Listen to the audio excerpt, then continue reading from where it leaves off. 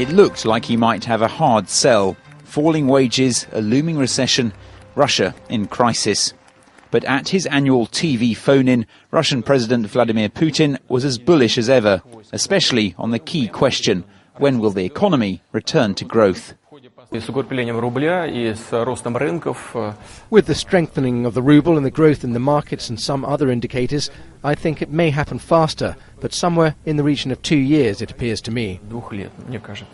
Optimistic? Well, on the surface, maybe not. The ruble's recovered nearly a third of its value against the dollar since the beginning of February, making it one of the best performing currencies of the year so far. But according to Commerzbank's Peter Dixon, it won't last long.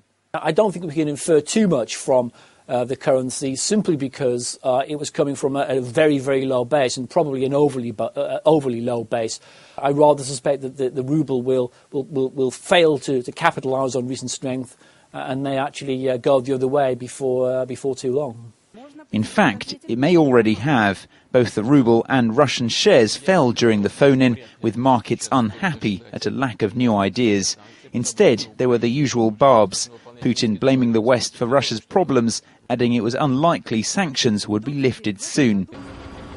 A flurry of quiet diplomacy this week with other OPEC members has helped talk up the oil price, that and a dip in US inventories, boosting Brent crude 3% to a 2015 high.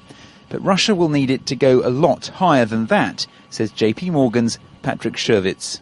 It's pretty inevitable that Russia will have a very, very severe recession this year in the range of maybe 4 to 5% drop of GDP.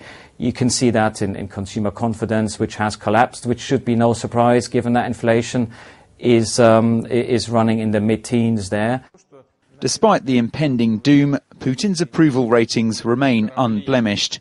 Fielding questions for 4 hours, to many Russians, this is still a man in command.